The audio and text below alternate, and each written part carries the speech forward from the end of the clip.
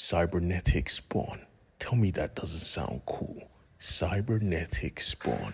That's all I'ma say. Welcome back to my YouTube channel where we talk about comics and stuff. And this video is going to focus on Rat City, the story about the Cybernetic Spawn.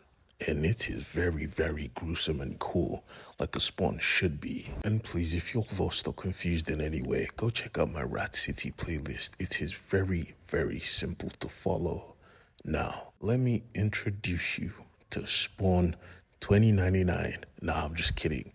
Let me introduce you to Spawn, the cybernetic version, because where we left off in the last issue, he was being attacked.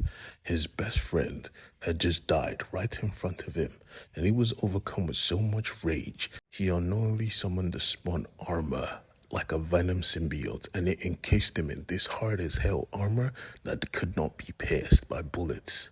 But right now, his main focus wasn't even on the battle. He wanted to protect his friend. So he picked up his friend and they both hightailed it out of there, and he was fast because remember, he has cybernetic feet.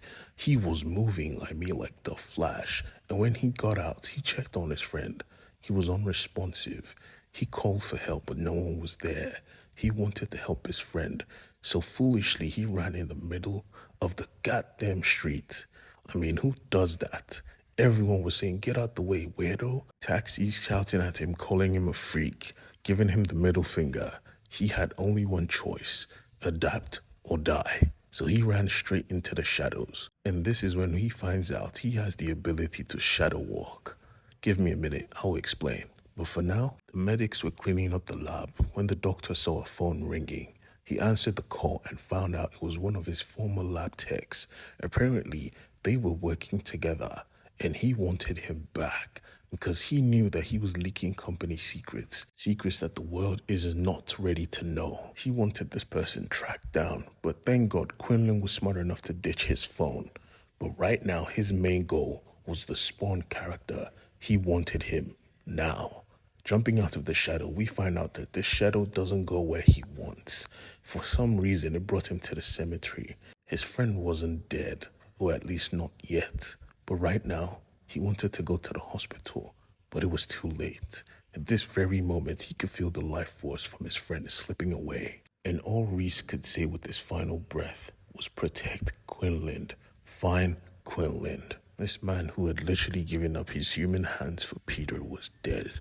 His friend, his brother, and before he could even mourn, he was chased away by the guard, commanding his attack dog to attack because he thought he was a grave robber, but he wasn't. Instantly, the Spawn mask covers his face, and he took off running.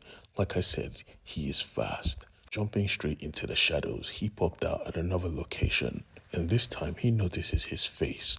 Who the hell is this? And he saw that it was him.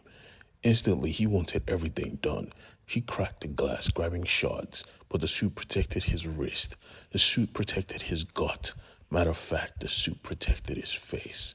He could do nothing but accept that right now in this suit, he was indestructible. But his friend asked him to protect Quinlan, so he had to do that. But right now, Quinlan was putting himself at risk, climbing to the highest points in the city, because he also wanted to end everything for some reason. He was carrying so much burden in his mind.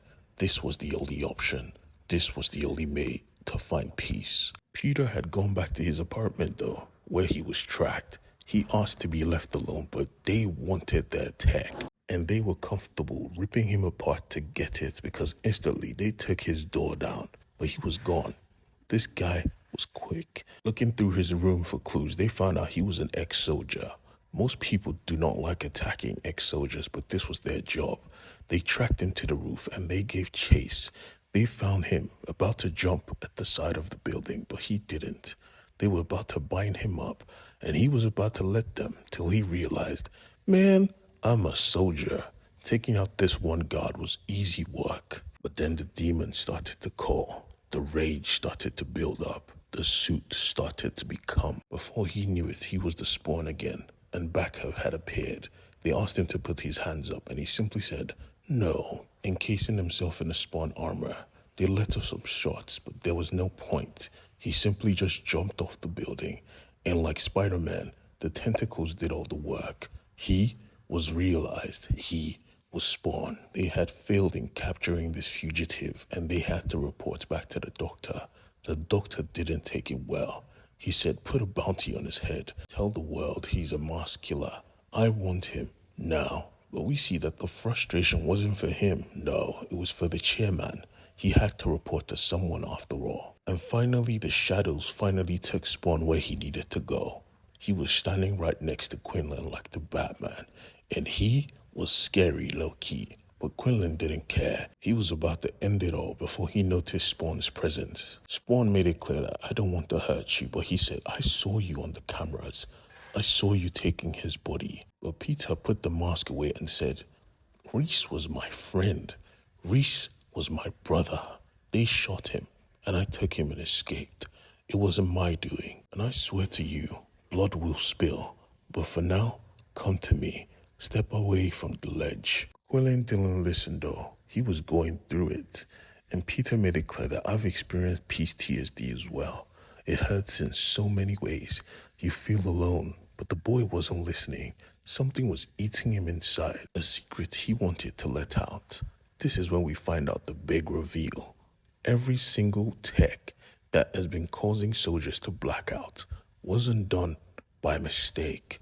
It was done by him. And after confessing, he leaped headfirst directly to his doom.